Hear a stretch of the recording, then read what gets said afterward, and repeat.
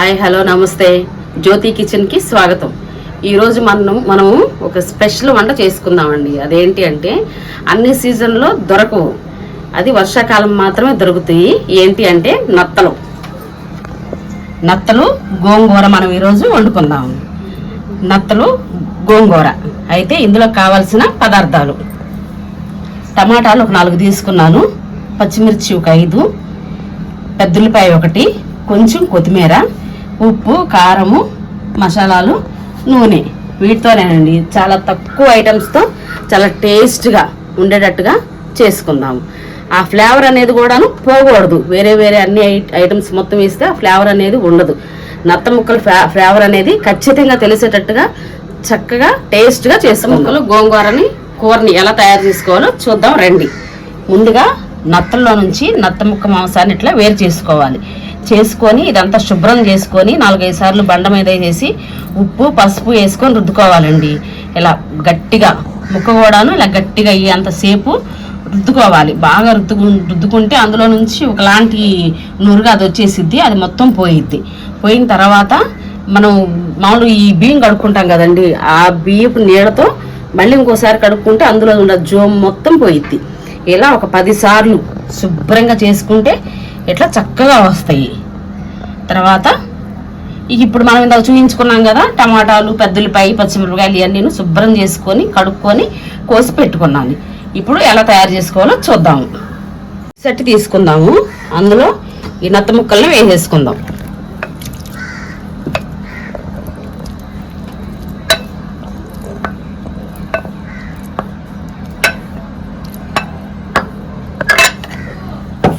తర్వాత పచ్చిమిరపకాయలు, టమాటాలు, పెద్దుల్లిపాయలు వేసేసుకుందాం.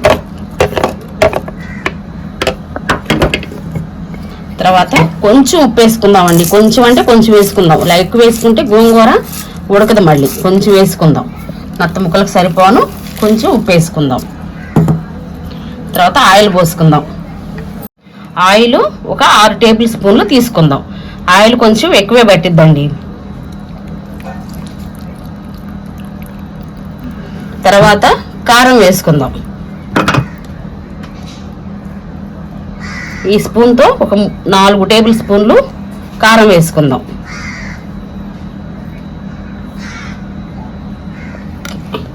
ఇదంతా ఒకసారి కలుపుకుందామండి. ఇట్లా చేసుకుంటే చాలా సూపర్గా ఉంటుందండి. ముక్క కూడాను మెత్తగా ఉంటుంది. అదే తాలింపులో వేసుకుంటే ముక్క అనేది గట్టి పడిపోయింది. అది పిల్లలు తినాలన్నా చేయాలన్నా కొంచెం ఇబ్బందిగా ఉంటుంది, సాగుతున్నట్లుగా వచ్చింది. ఇలాగైతే కనుక ముక్క మెత్తగా ఉడికిద్ది. నత్త ముక్క అనేది చాలా మెత్తగా ఉడికిద్ది. ఇప్పుడు తగినన్ని నీళ్ళు పోసుకుందాం. వాటర్ కూడా కొంచెం ఎక్కువే పడతాయి, ముక్క ఉడకాలి కదా, కొంచెం ఎక్కువే పడతాయి. చక్కగా కలిపేసుకొని ఇప్పుడు మనము పొయ్యి వెలిగించుకొని పొయ్యి మీద పెట్టేసుకుందాం.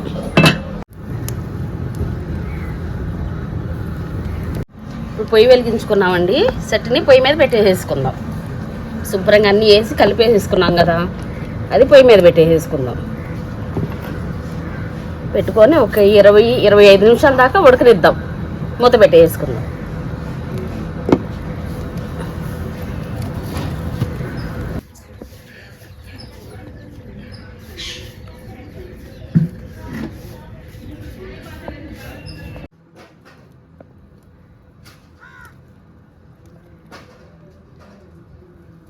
పది నిమిషాలు అయిందండి. మధ్యలో ఒకసారి మూత తీసి కూర ఎంతవరకు అయిందో చూద్దాం.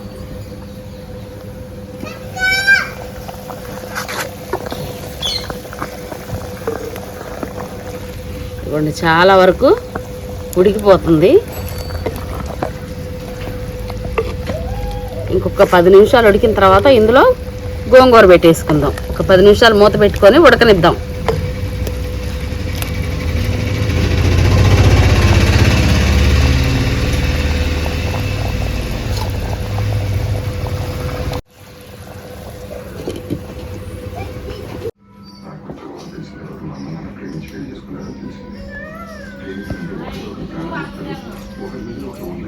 20 నిమిషాలు అయిపోయిందండి. నత్తల కూర ఎంతవరకు ఉడికిందో చూద్దాం రండి.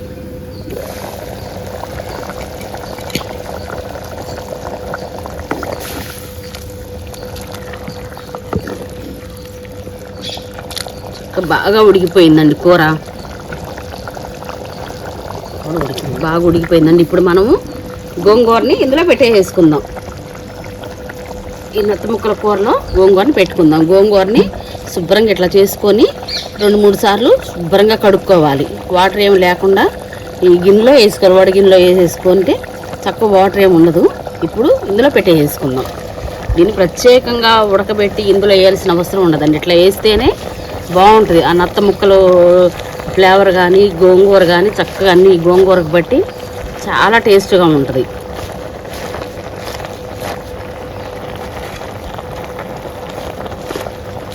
ఇప్పుడు ఒక 10 నిమిషాలు మూత పెట్టుకొని ఉడకనిచ్చుకుందామండి.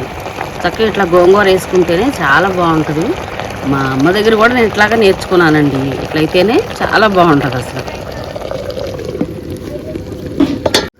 గోంగూర వేసాం కదండి, ఎంతవరకు అయిందో చూద్దాం. మధ్యలో ఇలా ఒకసారి మూత తీసి తిప్పుకుంటా ఉంటే తిప్పుకొని చూడాలండి, అడుగంటుతుందో లేదో అనేది మనకు తెలిసిద్ది. ఇట్లా గోంగూర కనుక ముందే పెట్టేసుకొని నత్త ముక్కలతో పాటు ఉడకనిచ్చుకుంటే నత్త ముక్కలకుండా ఫ్లేవరు గోంగూరకు పట్టిద్ది. గోంగూరకుండా పులుపు నత్త ముక్కలకు బట్టి చాలా చాలా టేస్ట్గా ఉంటుంది. ఇప్పుడు మూత పెట్టుకుందామండి. ఒక 5 నిమిషాలు ఉడకనిచ్చుకుందాం.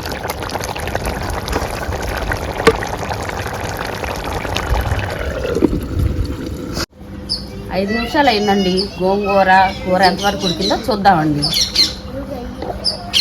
ఓకే, చక్కగా ఉడికిపోయిందండి గోంగూర నత్త ముక్కల్లోకి. ఇప్పుడు మనం ఫైనల్గా మసాలా పేస్ట్ చేసుకున్నాం కదండి, అది వేసేసేద్దాం. దీంట్లో మసాలాలోకి నేను అల్లము, చిన్నులపాయి, గసాలు, చెక్క, లవంగ, కొబ్బరి, ఒక సగం చెక్క, పెద్దలపాయ తీసుకొని మొత్తం కలిసి ఇలా పేస్ట్ చేసుకున్నాను. ఇప్పుడు 2 స్పూన్లు వేసేసుకుందామండి. కొంచెం వాటర్ ఉందనగానే వేసుకొని ఒక 5 నిమిషాలు ఉడకనిచ్చుకుంటే చాలా చాలా బాగుంటుంది. ఒకసారి ఇట్లా తిప్పుకుందాం.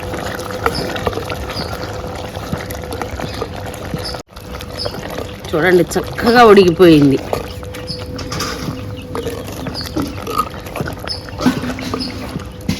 ఒక 5 నిమిషాలు మూత పెట్టి ఉడకనిచ్చుకుందాం.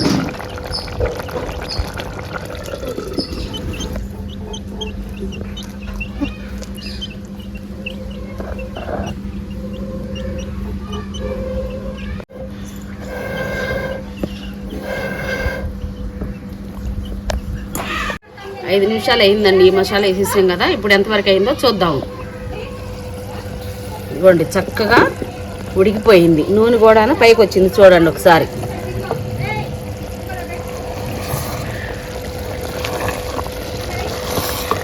చక్కగా ఉడికిపోయిందండి. గోంగూర కానీ అంతా చక్కగా ఉడికింది. ఇప్పుడు ఫైనల్గా మనం కొంచెం కొత్తిమీర వేసుకుందాం. కొత్తిమీర కూడాను కొంచెం మాత్రమే వేయాలి, లేకపోతే అది వేరే రకమైన టేస్ట్ వచ్చేసింది. కాబట్టి కొంచెమే వేసుకుందాం కొత్తిమీర. కొత్తిమీర వేసేసుకొని దించేసుకొని కొంచెం రుబ్బుకుందాం. ఇందాక కొంచెమే వేసుకున్నాం కదా ఉప్పు, ఇప్పుడు ఇంకొంచెం ఉప్పు వేసుకొని ఇది రుబ్బేసుకుందాం. అయిపోయిందండి, ఇక దించేసుకున్నాము.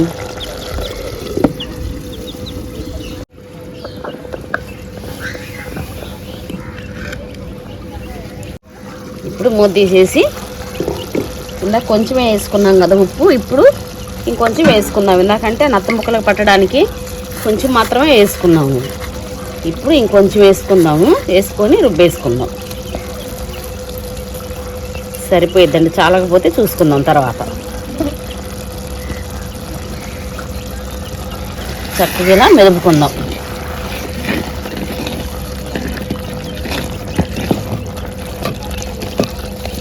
మంచి వాసన వచ్చేస్తుంది.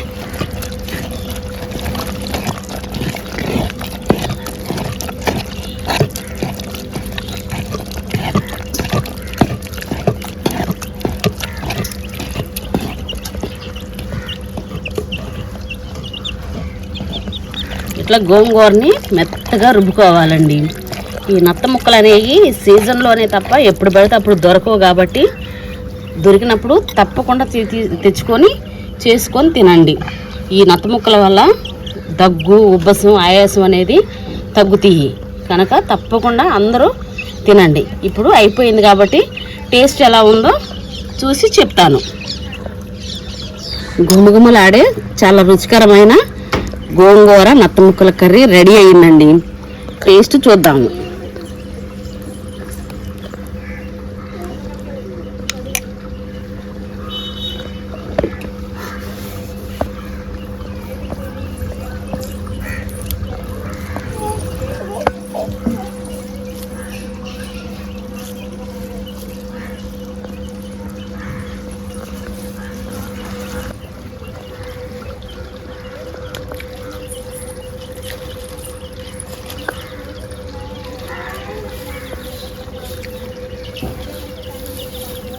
సూపర్గా ఉందండి. అసలు రక్త ముక్కల ఫ్లేవర్ కానీ గోంగూర కానీ ఎంత బాగుందంటే అంత బాగుంది.